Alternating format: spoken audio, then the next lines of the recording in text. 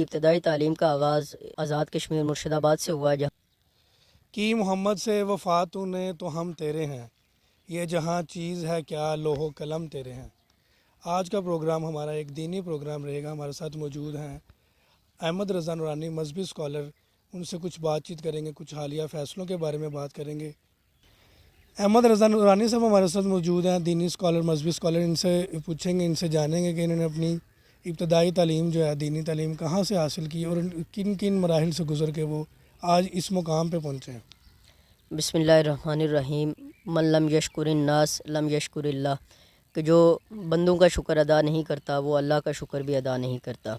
سب سے پہلے میری ابتدائی تعلیم کا آغاز آزاد کشمیر مرشد آباد سے ہوا، جہاں بہت ہی مشفق و مہربان اساتذہ سے پڑھا۔ کبیر صاحب، حفیظ صاحب، ضمیر صاحب جو وفات پا چکے ہیں، اللہ ان کی مغفرت فرمائے، اور سرفراز صاحب اسپیشلی، امجد صاحب، اشتیاق صاحب، ان مہربان اساتذہ سے میں پڑھا۔ اس کے بعد میں لاہور شفٹ ہو گیا۔ لاہور میں پھر میں سردار صاحب سے میں نے اپنی میٹرک کلیئر کی۔ اس کے بعد جامعہ کی تعلیم کا آغاز کر دیا۔ جامعہ کی تعلیم میں پھر موسٹ فیوریٹ ٹیچر سر فیصل نور صاحب، ان سے تعلیم حاصل کی۔ اس کے بعد سید بارک حسین شاہ صاحب، استاد عابد امین صاحب، اور اس کے بعد پھر میں دعوت اسلامی سے جامعہ حجویریہ کی طرف شفٹ ہو گیا۔ جامعہ حجویریہ میں پھر میں نے استاد خلیل صاحب سے تعلیم حاصل کی، پھر اجمل صاحب، اس کے بعد انور صاحب، استاد ریاض صاحب جو ہمارے وائس پرنسپل صاحب بھی ہیں، اور ہمارے پرنسپل عرفان اللہ اشرفی صاحب، ان کا بھی شکریہ ادا کرنا چاہوں گا اس موقع پر۔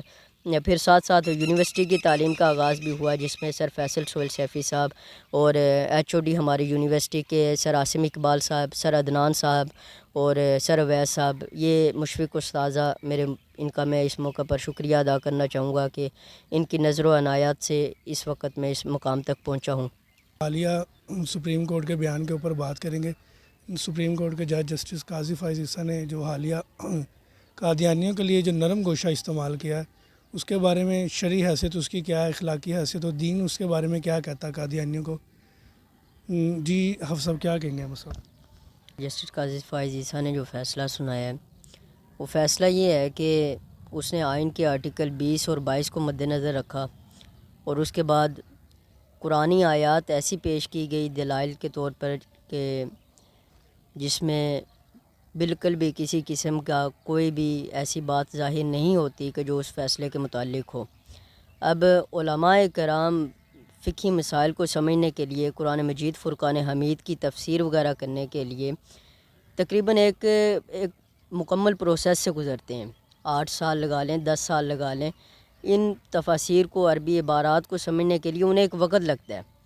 اب قاضی فائز عیسیٰ نے آئین کی دھچیاں بکھیرتے ہوئے قرآن مجید فرقان حمید کا جو ترجمہ کیا، اس میں بالکل تضاد تھا، اس میں کوئی بات ایسی نہیں تھی کہ جو واضح ہو، اور آئین کے آرٹیکل 20 اور 22 کا ذکر کیا، مگر آئین کے آرٹیکل 298C کو ذکر نہیں کیا، جس میں آئین کا آرٹیکل یہ صاف واضح طور پر یہ کہتا ہے کہ جو قادیانی ہوگا وہ اگر اپنے آپ کو مسلمان ظاہر کرے یا اپنے مذہب کو اسلام ظاہر کرے تو اسے سزا دی جائے گی، اور وہ اگر اپنے مذہب کی ترویج کرتا ہے، تبلیغ کرتا ہے، وہ ویژول ریپریزنٹیشن کے ذریعے کرتا ہے، یا پھر بول کر کرتا ہے، یا ریٹن مٹیریل کے ساتھ کرتا ہے، تو پھر اس صورت میں اس کو سزا دی جائے گی، اور سزا بھی اس کی 3 سال کی ہے۔ تو قاضی فائز عیسیٰ نے آئین کا آرٹیکل 298C کو نہیں دیکھا، بلکہ آئین کا آرٹیکل 20 اور 22 کو ذکر کیا۔ قاضی فائز عیسیٰ کا یہ فیصلہ ہے، اس میں بالکل تضاد ہے، اور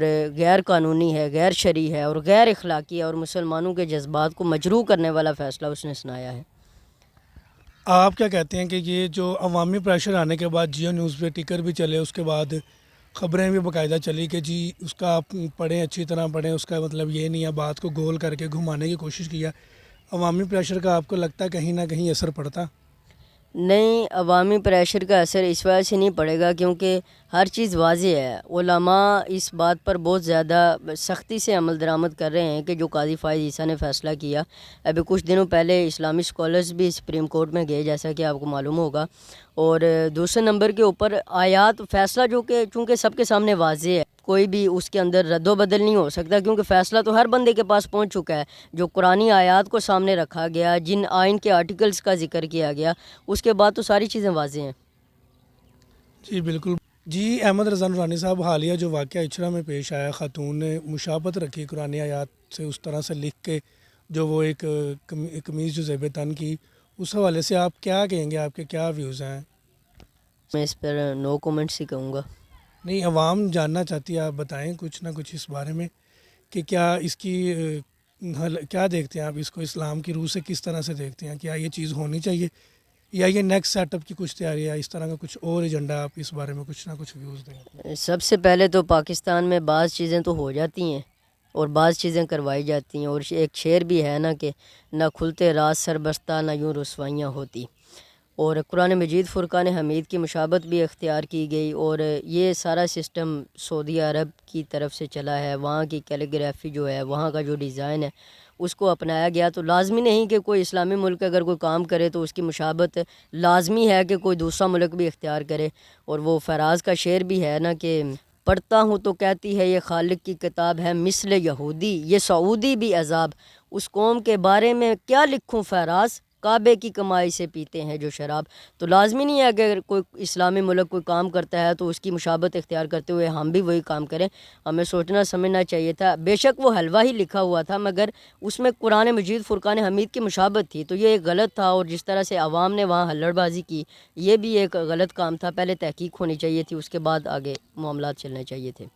اور اس کے اوپر ایک اور بات کرنا چاہوں کہ پنجاب پولیس آج تک کسی بھی معاملے میں اتنا جلدی نہیں پہنچی، تو یہ کیسے ممکن ہے کہ اس معاملے میں اتنا جلدی پہنچ گئی؟ تو اس کے اندر بھی کوئی راز کے پہلو ضرور ہوں گے۔ ظاہر ہے آہستہ آہستہ وہ تفتیش ہوگی، دال میں کچھ نہ کچھ کالا یا دال پوری کالی، وہ سارا کچھ سارے معاملات جو سارے پہلو ہیں وہ آہستہ آہستہ سے سامنے آ جائیں گے۔ احمد رضا نورانی صاحب، آپ کو نہیں لگتا اس سوشل میڈیا کے دور میں جہاں پہ کچھ چیزیں آسان بھی ہیں وہاں پہ کچھ چیزیں مشکل بھی ہیں، جہاں پہ مولویوں کی سوشل میڈیا پہ بھرمار ہے، کہیں نہ کہیں حق بیان کرنا مشکل نہیں ہو گیا؟ اس بارے میں آپ کچھ ویوز دیں اپنے۔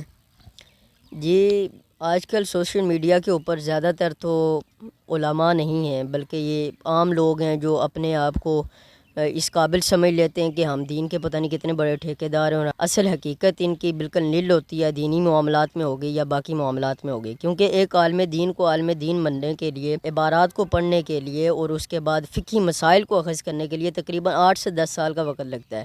اور یہ آج کل سوشل میڈیا کے اوپر جتنے بھی لوگ بیٹھے ہوئے ہیں ان سے اگر ان کی تعلیمی قابلیت پوچھ لی جائے تو کوئی انجینئر ہوتا ہے یا کوئی عام تعلیم دنیاوی تعلیم حاصل کر کے اسلام کے اوپر بات کر رہا ہوتا ہے۔ میری سمجھ میں یہ بات نہیں آتی کہ دین کی تعلیم حاصل کیے بغیر، علماء کے پاس بیٹھے بغیر یہ لوگ دین کے معاملات میں اتنے ایکسٹرا آرڈنری کیسے ہو جاتے ہیں؟ یہ ایک بس جہالت ہے، اور اللہ کی طرف سے ایک مسلمانوں کے اوپر عذاب بھی لگا لیں آپ۔ اللہ پاک ان سب کو ہدایت دے۔